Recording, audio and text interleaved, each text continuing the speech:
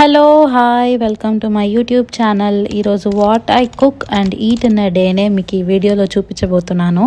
దాంతోపాటు ఈ వీడియోలో I will talk about content creation కూడా. దీని గురించి మాట్లాడాలంటే చాలానే ఉంది, కొంచెంగా ఒక్కొక్క వీడియోలో షేర్ చేసుకుంటాం మీతో. Coming to my morning drink, ఈరోజుకి చియా లెమన్ వాటర్ తాగేసా. అండ్ టిఫిన్కి ఆల్రెడీ దోశ పిండి ఉండింది ఇంట్లో, సో అదే పోసేసుకున్నాం.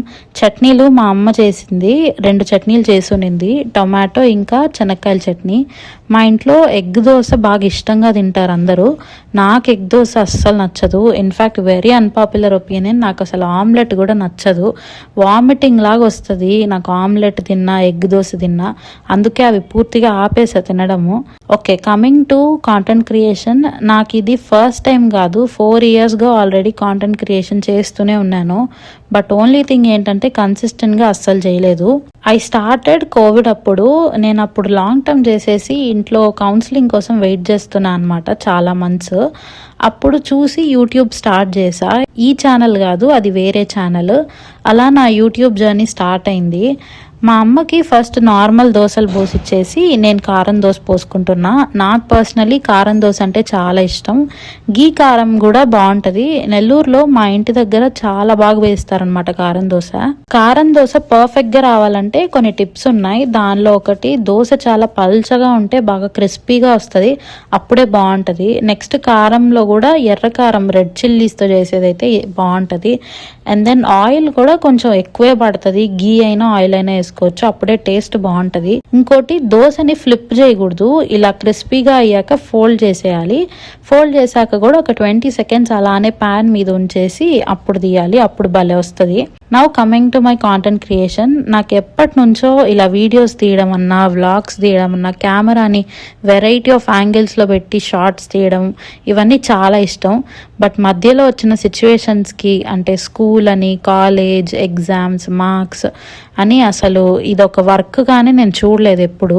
I always thought this is waste of time అని. అందుకేనేమో ఎప్పుడు కన్సిస్టెంట్గా చేయలేదు. 6 months పోస్ట్ చేస్తా, ఇంకో 6 months ఛానల్ని పడేసి గోస్ట్ చేసేస్తా. ఏమో, ఒకవేళ నేను దీన్ని గివప్ ఇవ్వకుండా ఉండింటే నాకు ఇప్పటికే యూట్యూబ్ నుంచి పేమెంట్స్ వచ్చేవేమో. వి నెవర్ నో కదా. బట్ ఇంకోటి ఏంటంటే, డూయింగ్ యూట్యూబ్ కూడా ఒక ఎఫర్టే, అది కూడా హార్డ్ వర్క్ కిందకి వస్తుంది. చాలా మంది దీన్ని అసలు ఒక వర్క్ గా కూడా గుర్తించరు.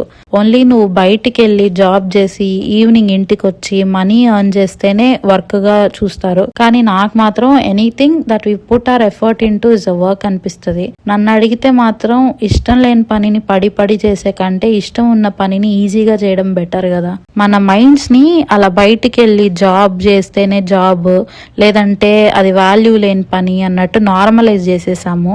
కానీ అది మారాలి. ఎవరికి నచ్చింది వాళ్ళు చేయాలి, ఎవరికి ఎలా ఉండాలి అనిపిస్తే అలా ఉండాలి. అట్లీస్ట్ అకార్డింగ్ టు మీ నేను ఇదే అనుకుంటాను. ఇక్కడ లంచ్ కి సోయా చంక్స్ అండ్ సోయా కీమాతో ఒక కర్రీ లాగా చేస్తున్నా. ఫస్ట్ కొబ్బరి, గ్రౌండ్ నట్స్, జీలకర్ర, గసగసాలు, చెక్క, ఎండుమిరపకాయలు అన్ని డ్రై రోస్ట్ చేసి, టొమాటోస్, కొంచెం అల్లం, అవి కూడా పచ్చివాసన పోయాక పేస్ట్ చేసుకోవాలి. ఎర్రగడ్డ, చిల్లీస్ ఆయిల్లో వేయించుకొని ఈ పేస్ట్ కూడా వేసుకోవాలి.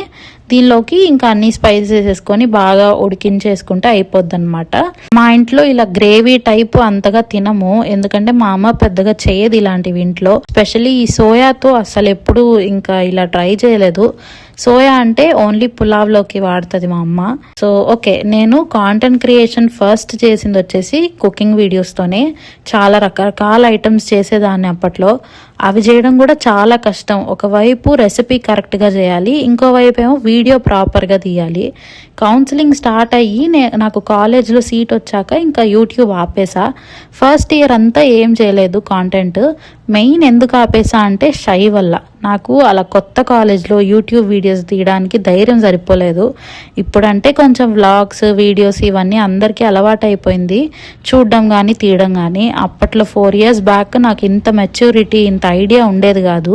ఇక్కడ కర్రీ విషయానికి వస్తే, టొమాటో మిక్సీ పట్టుకున్న పేస్ట్ వేసేసి కొంచెం ఉడికించిన తర్వాత కారం, ఉప్పు, ధనియాల పొడి, గరం మసాలా, పెప్పర్ పౌడర్ అన్నీ వేసుకొని, సోయా హాట్ వాటర్లో నానబెట్టుకున్నది అది కూడా వేసేసుకోవాలి.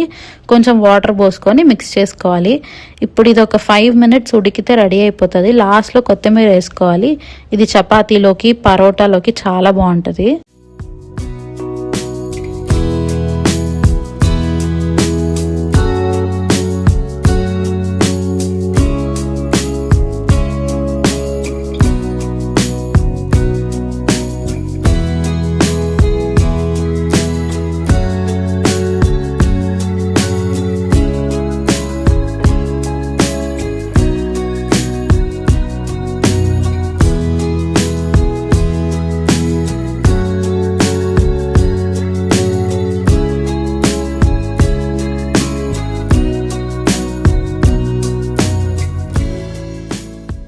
సో కాలేజ్కి వెళ్ళి ఆపేసా అని చెప్పా కదా, అలా ఒక 1 year అయ్యాక మా డాడీ నాకు ఇలా ఒక ఫోన్ కాల్ చేసి, నేను అప్పుడు హాస్టల్లో ఉండేదాన్ని, నువ్వు మళ్ళీ యూట్యూబ్ ఛానల్ రీస్టార్ట్ చేయాలి అనేవాడు.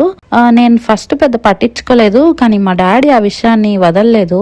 నేను మళ్ళీ ఖచ్చితంగా స్టార్ట్ చేయాలి అని చెప్పి ఫోర్స్ఫుల్గా స్టార్ట్ చేయించాడు.